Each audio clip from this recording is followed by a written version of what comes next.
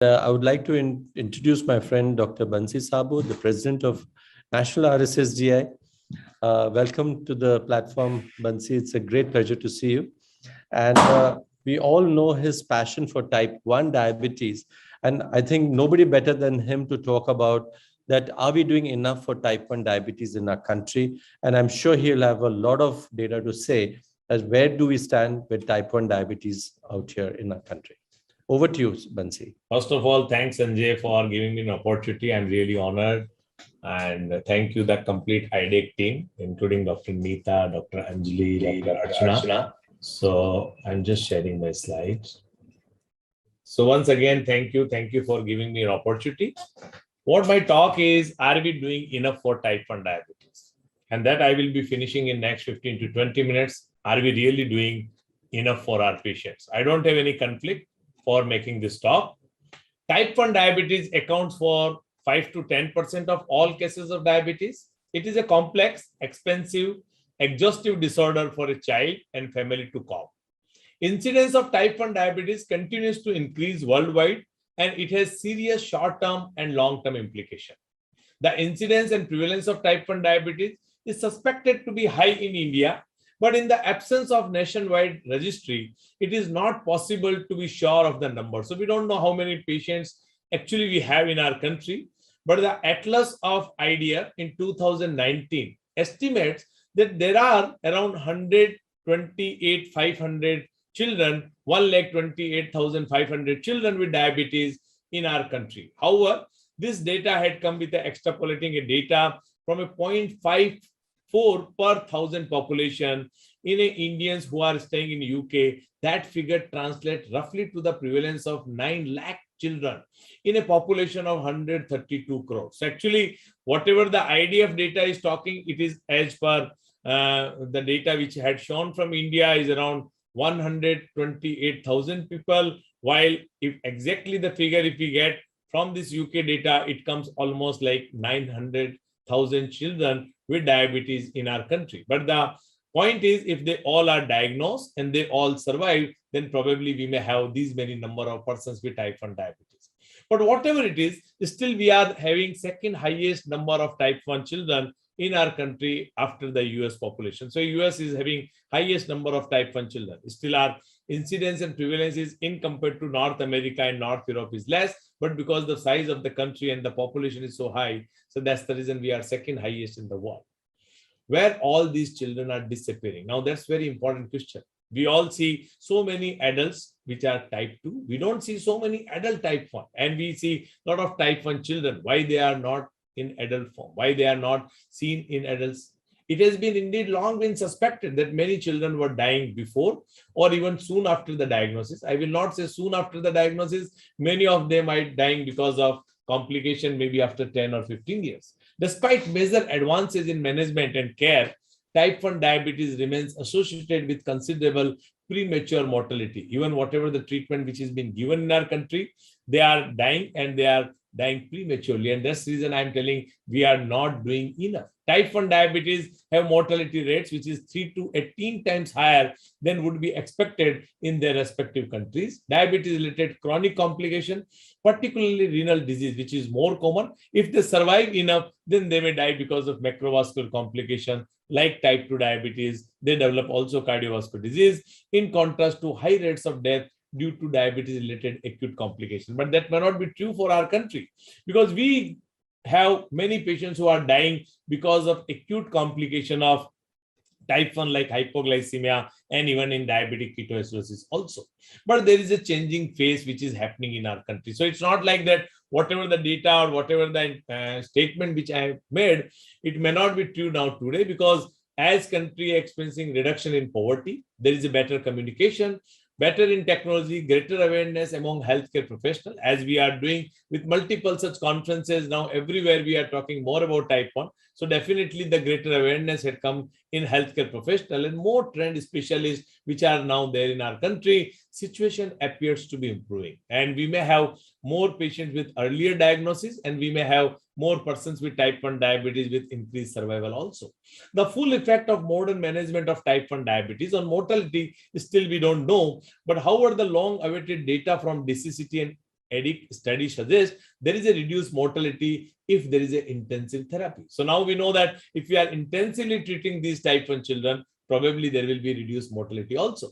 The higher proportion with onset before 5 years of the age, 97% of the patients now they are on multiple daily insulin design, and almost half of them are on basal analog or the lower rates of retinopathy. This particular paper had come from a tertiary care from SGPGI, which they are talking now their patients are maximum number of patients are on multiple daily insulin injection.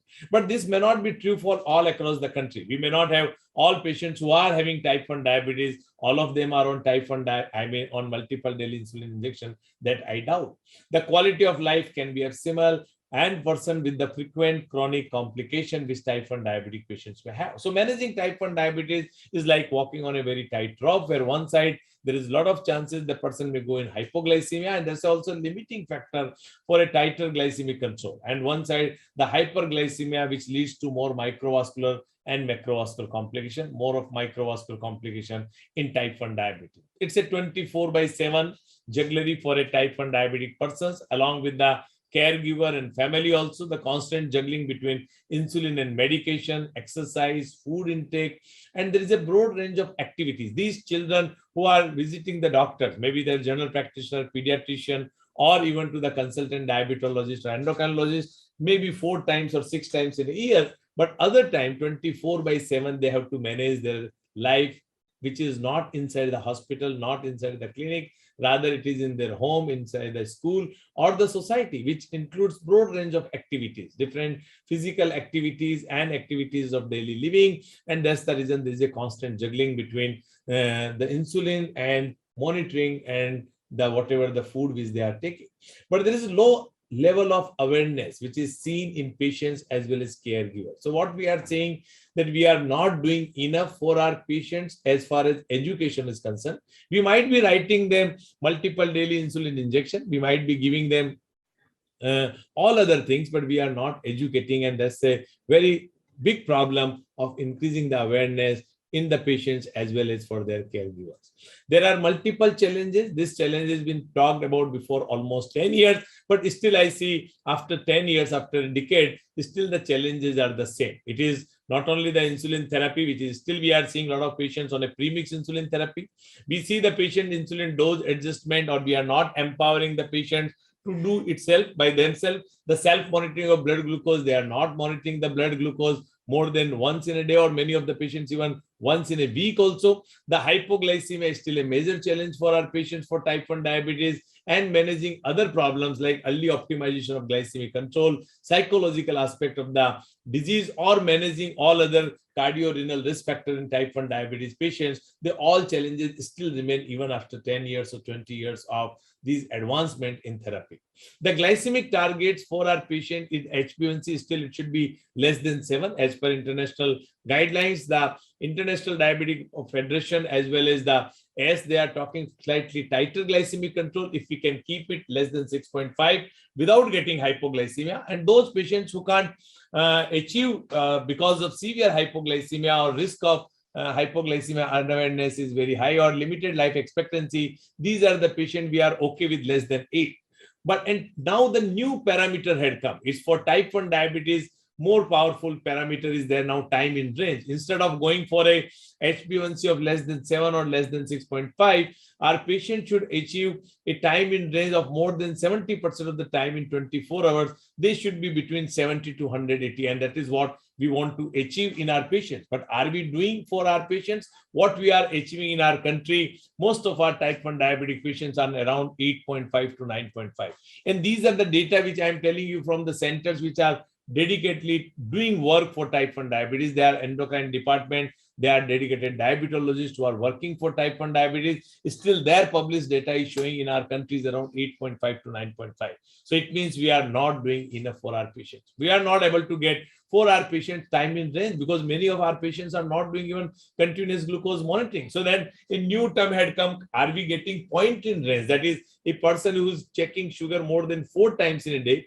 Out of 4, at least 3 of them, the report should be between 70 to 180. That is what point in range. If you get in 28 reports or 25, more than 25 reports in a week time, we can check that how many sugar reports are exactly in the range, that is between 70 to 180, and that new term had come is a points in range. And most of our patients are neither doing multiple time sugar monitoring, and they can't afford continuous glucose monitoring. So we are not able to get this new glycemic parameter for our type 1 diabetic patients.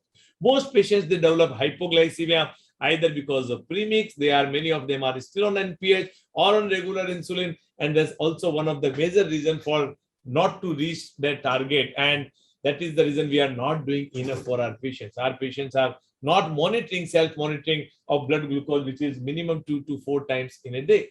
The glycemic control definitely reduces the complication rate. We all know from DCCT trial that tighter the glycemic control, lesser and lesser complication. But at the same time, to achieve a tighter glycemic control, at that point of time in DCCT trial when it had happened, the 60% of the patient had severe hypoglycemia. And even after 30 years, we are seeing in our country, or 40 years, we are still seeing the patients who are trying to achieve a tighter glycemic control, we still get a lot of hypoglycemia. Maybe one of the reasons is we don't have our patients on continuous glucose monitoring, or they are not tightly monitoring their patient. So despite multiple advancements, there are many barriers with the patients with type 1 diabetes. And one of the biggest barrier is lack of awareness at the community level. And this community level awareness is so poor that still our type 1 diabetic patients goes to some Baba to take the cure. I mean, and the Babas are also claiming for the cure for type 1 diabetes. So that sort of a awareness is in our society. The poverty and lack of resources, some of the family who can't afford for their children the insulin, even they are getting the insulin from some of the foundations or some tertiary care hospitals or the private or public hospitals, still they can't afford to go and reach to these clinics because the cost of transport for them is very high. But biggest problem is the poor understanding of childhood diabetes at the primary care physicians as well as the consultant pediatrician and physicians. So they are not understanding this childhood diabetes. It's not that trying to treat the childhood diabetes in the similar way, the way they treat the type 2 diabetic patients. There is a weak healthcare system, lack of awareness, cultural misunderstanding, and stigma of showing or telling someone that they are having type 1 diabetes. And that's the reason even in the school, they don't tell the the school teachers, and they just take one shot before before breakfast and the mid breakfast or the lunch which they are taking in the insulin. Many of these children, they don't take even insulin in the school also. So what we are trying, if we are one side, we are saying that we are not doing enough for our children. So what we are doing as an RSSDI president or as an organization or across the country, many of the diabetologists and endocrinologists, we are continuously educating our healthcare providers. So one thing which we are doing constantly since last 10 years or 15 years by different way or in different conferences, now at least 10% of it is covered with type 1 diabetes. So continuously we are educating our healthcare providers. Second thing, we are providing free insulin and glucose meters to needy patients. And this we are doing through different projects like Changing Diabetes in Children. More than 4,000 children are supported with the help of that. Life for Child, which is again a project with more than 3,500 children are supported by them. RSSDI Type 1 Diabetes project, which we have started this year, where 1,500 children are supported with the help of Sanofi, and another 1,500 we are going to support with Vocard with their insulin also. So I mean, this is what we are already supporting more than 10,000 children in our country, and probably coming years we may do more.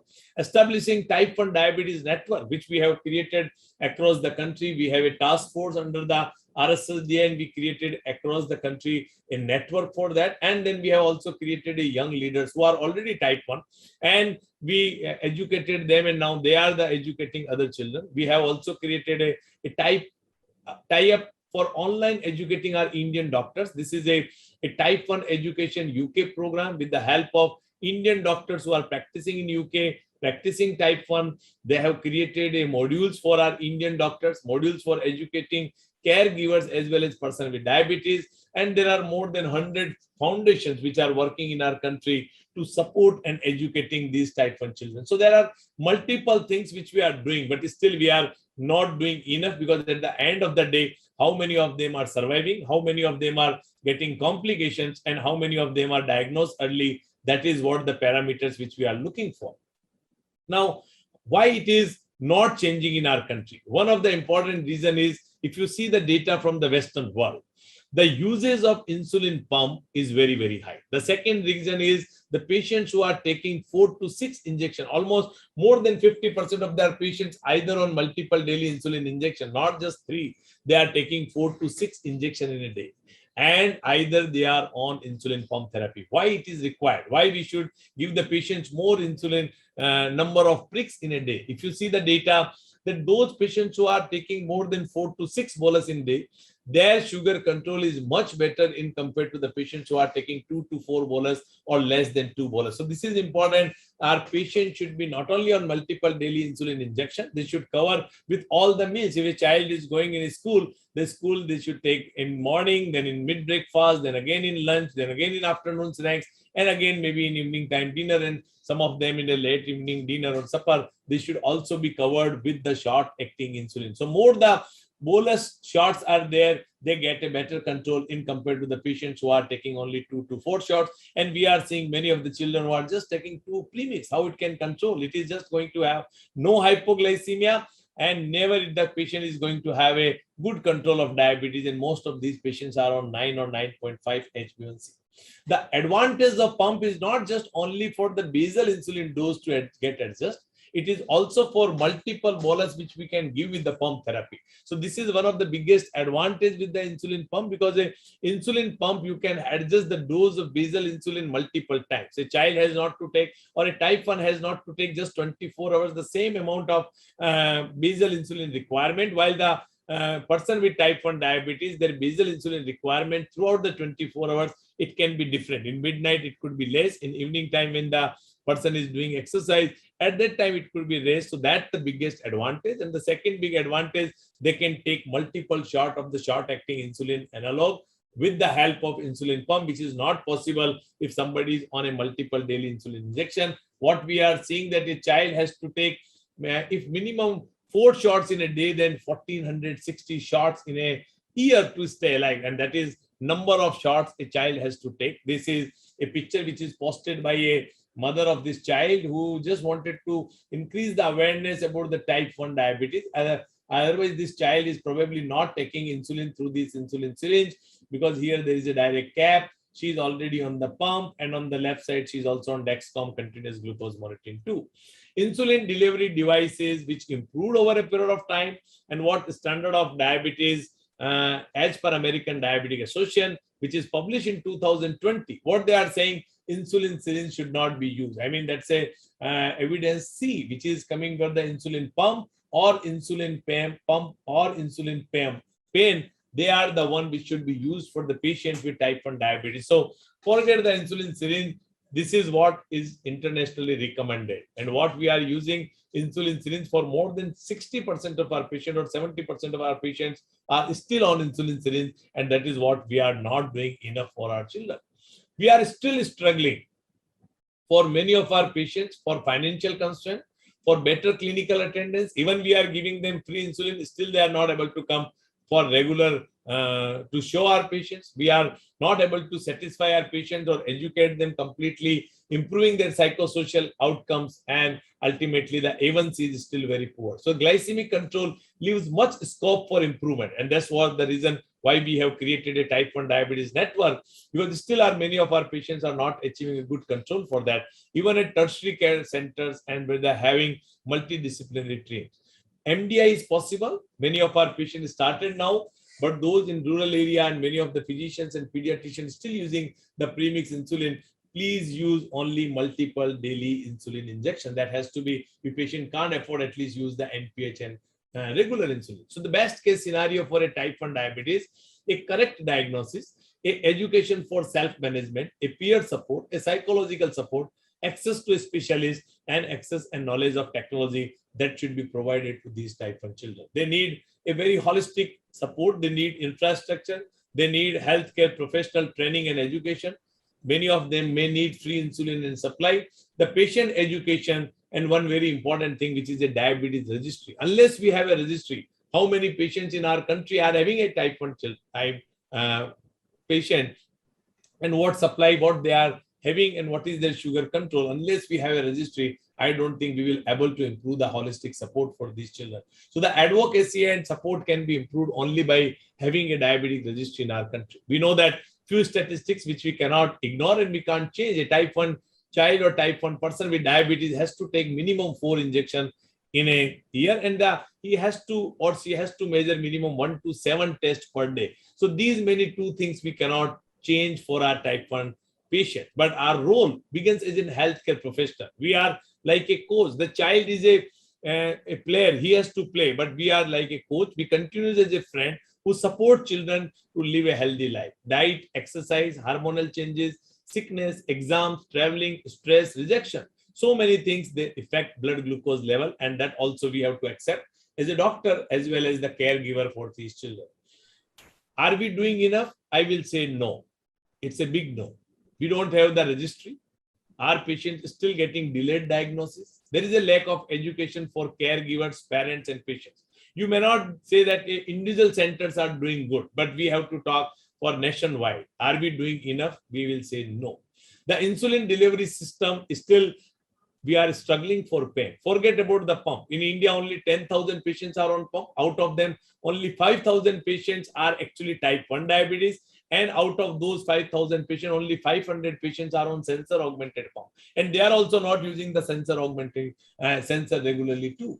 There is a poor access for regular checkup. Even we have a lot of diabetologists, endocrinologists, more than now 2,000 endocrinologists and even pediatric endocrinologists and more than 5,000 diabetologists. Still them access for regular checkup is really very poor. Use of technology in our healthcare delivery and particularly type 1 is very, very less. School education is again poor. Psychosocial problems are very high, and healthcare professional training for pediatric diabetes is suboptimal. Even we are continuously trying for it, still training for them is very, very less, because we have 100,000 physicians and 100,000 pediatricians and maybe another 300,000 primary care physicians, and to train them for type 1 is really very big task. And that's what we have created, a type 1 diabetes network under RSSDI, a mission to build a positive ecosystem for type 1 diabetes care pan-India to the last mile.